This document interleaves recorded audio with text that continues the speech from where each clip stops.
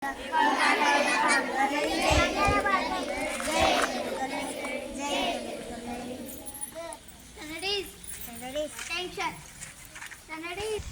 Children బాగున్నారా? చాలా సంతోషం. ఎందుకంటే అసలు మీ ముఖాల్లో ఆనందం కనిపిస్తుంది కదా.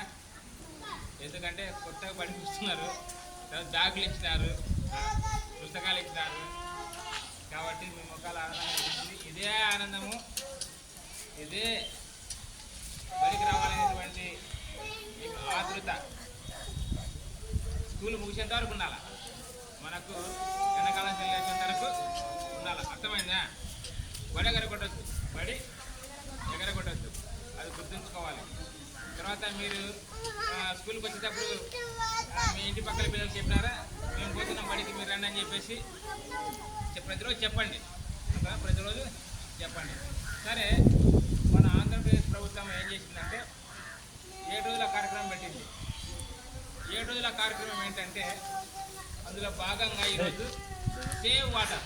ఏంటి సేవ్ వాటర్ చెప్పండి.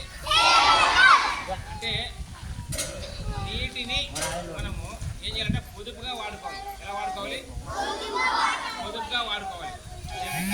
ఎవరైనా మీలో నీటి వల్ల ఉపయోగాలు చెప్తారా? నీటి వల్ల ఉపయోగాలు ఎవరైనా చెప్తారా? చెప్పేవాళ్ళు ఎవరంటే ముందుకు రండి. నీటి వల్ల ఉపయోగాలు చెప్పేవాళ్ళు ఎవరు లేరా? ఎవరు లేరా? నీటి వల్ల ఉపయోగాలు మనకు తెలుసు కదమ్మా, చెప్పేవాళ్ళు ఎవరు లేరా? ఎవరుంటే రండి.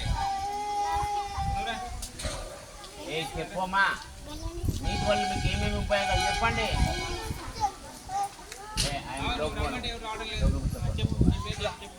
నువ్వు కూడా బా, నువ్వు కూడా బా.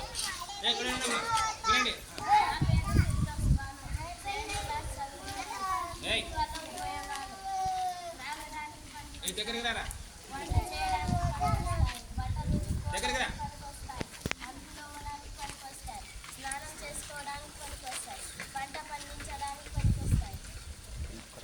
కదా, ఇంకా చాలా ఉపయోగాలు ఉన్నాయి కదా. కాబట్టి నీళ్ళ వల్ల ఇన్ని ఉపయోగాలు ఉన్నాయి. మరి మనకు ఒక పెద్ద ట్యాంక్ ఉందనుకో, ఆ ట్యాంకులో నీళ్లు మనకు 10 మందికి ఒక రోజు సరిపోతాయి. అయితే 20 మంది వచ్చినారనుకో, ఒక రోజు సరిపోతే మనకు సరిపోవు కదా. కాబట్టి మనం ఏం చేయాలా? నీటిని పొదుపుగా వాడుకోవాలి. నీటిని ఏం చేయాలా? మరి ముఖ్యంగా కుళాయిల దగ్గర, కుళాయిలు ఏం చేస్తారు? తిప్పిపోతారు కదా.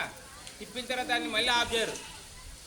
ఆఫ్ చేసినా సరిగా ఆఫ్ చేయరు, నీళ్ళు అట్లే కారుతూనే ఉంటాయి.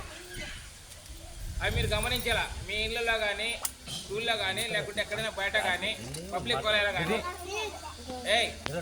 పబ్లిక్ కుళాయిలు కానీ మీరు ఏం చేయాలంటే నీళ్లు కారుతుంటే దాన్ని వెంటనే మీరు ఆఫ్ చేయాలి. అర్థమైందా? తర్వాత కొన్ని